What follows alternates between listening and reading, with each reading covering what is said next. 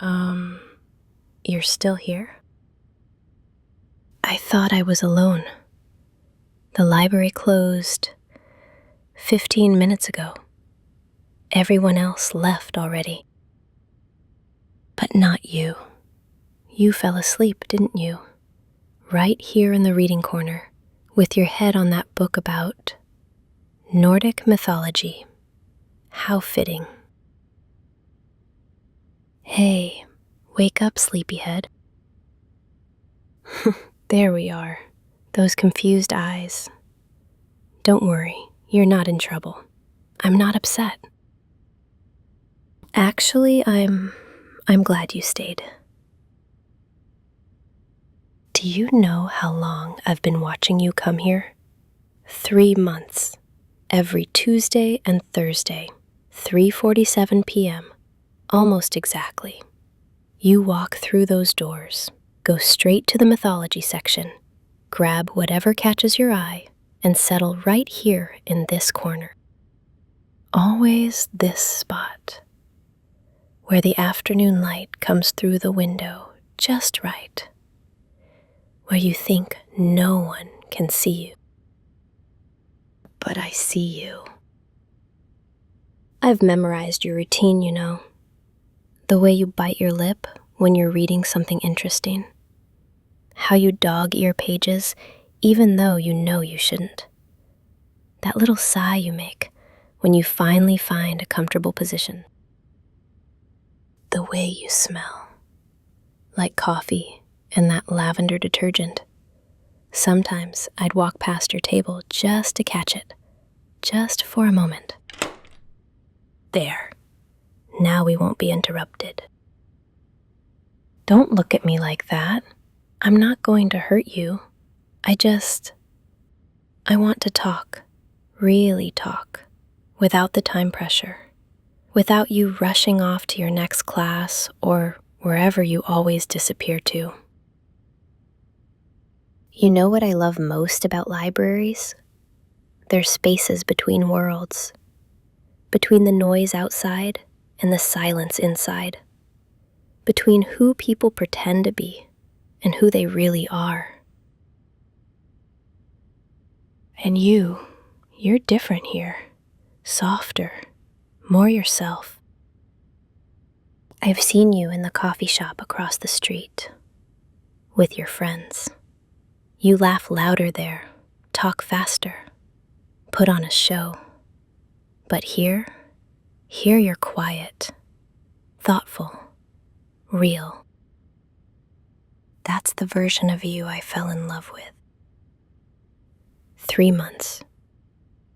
It was raining. You came in soaked, apologizing to everyone for dripping water on the floor. You sat right there, shivering, trying to read while your clothes dried. I brought you tea. Do you remember? Chamomile with honey. You looked up at me with those eyes and said, "Thank you," so softly I almost didn't hear it. But I heard it. I hear everything about you. After that, I started noticing the books you chose, the notes you'd write in the margins of your notebooks, that little doodle you always draw in the corner, the spiral that never quite connects. I know you prefer the north wing when you need to think, that you avoid the computers because the keyboards are too loud, that you hum softly when you're alone, or when you think you're alone. That melody. I looked it up, you know.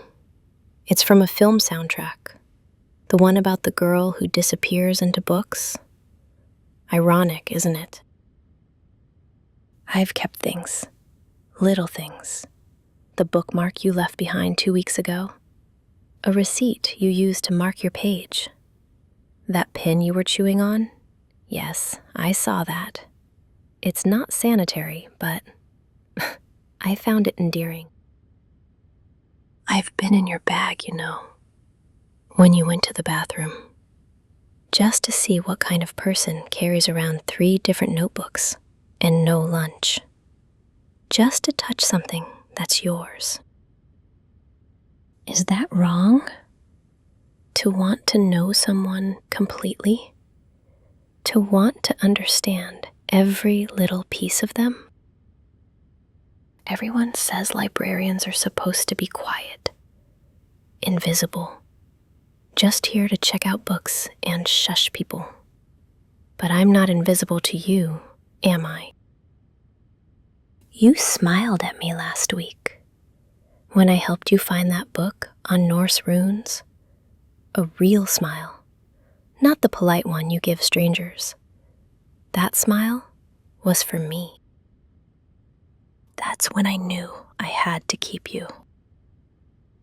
The thing about this library is that it's very old, built in 1892, and old buildings have quirks, secret spaces, rooms that aren't on the official floor plans. The basement, for instance. It's listed as storage, but it's so much more than that. Soundproof walls, climate-controlled, perfect for preserving delicate things. Like books or people. Don't worry, I'm not taking you to the basement. Not yet. That would be too fast, too frightening. But you're cold. You've been cold since you woke up. Let me take care of you. See? This is nice, isn't it? Just us. No interruptions. No world demanding things from you. Just the books, the silence, and us. Your hands are shaking. Is it fear or something else?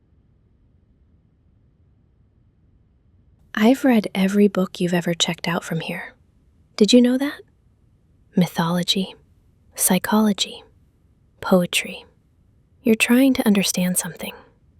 Maybe yourself. Maybe the world.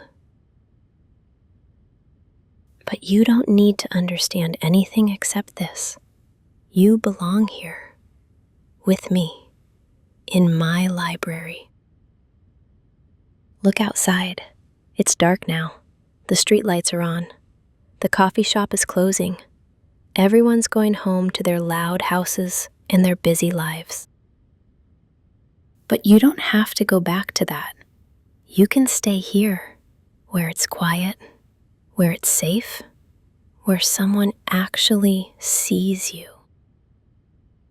I've prepared everything. There's food in my office, books you haven't read yet, a comfortable couch where you can rest. I even bought that tea you like, the chamomile. I've been buying it for weeks, hoping you'd stay. Do you know what happens to people who spend too much time in libraries? They get lost.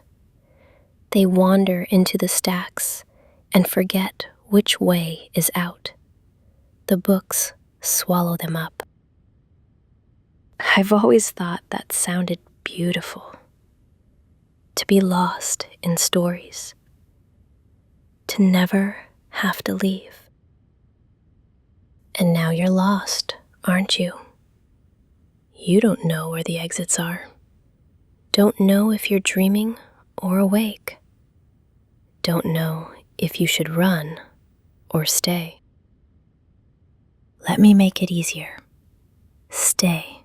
Not because you're trapped, though you are, but because you want to, because some part of you has always wanted this. I see it in your eyes, that loneliness, that searching. You come here because the world outside is too loud, too bright, too much. You come here because you need silence. I can give you silence. I can give you everything. I've been alone my whole life. Books instead of friends. Stories instead of family. And then you walked in. And suddenly, all those stories made sense. Every romance I'd ever read. Every poem about longing. You made it real. So no, I'm not letting you leave. Not tonight. Maybe not ever. We'll establish a routine. I'll bring you meals. You can read whatever you want. Sleep on the couch in my office. And slowly, over days or weeks or however long it takes, you'll realize this is where you were always meant to be. I know you're thinking about your life outside, your classes, your friends, your family. But think about it. Really think. When was the last time any of them really saw you? Not the version you show them. The real you. The one who falls asleep in libraries. Who draws spirals that don't connect. Who hums movie soundtracks when you think no one's listening. I'm the only one who knows that person, and I'm never letting them go. Your breathing's changed, slower. Are you accepting it, or just too tired to fight? Either way is fine. We have time, all the time in the world. The library doesn't open tomorrow. It's Sunday. Did you forget? That means we have the whole day. Just us. No one will even look for you until Monday. And by Monday, well, we'll see how you feel by Monday.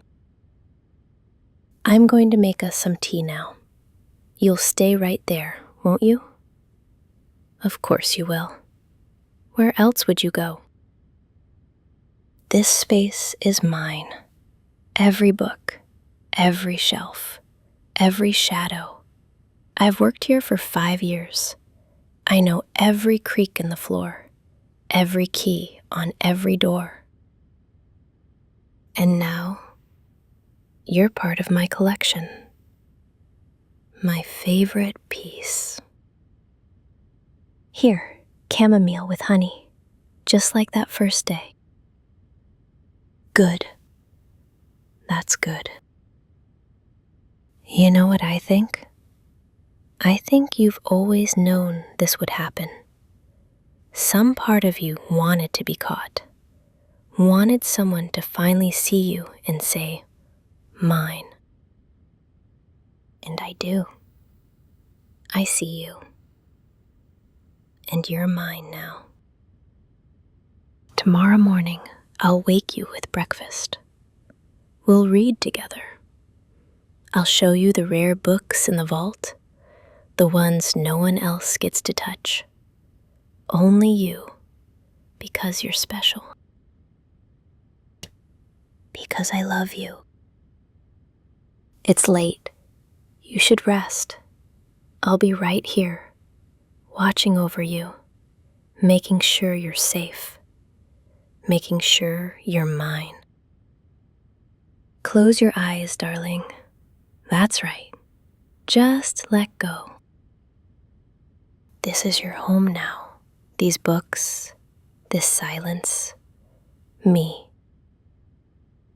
Welcome to forever.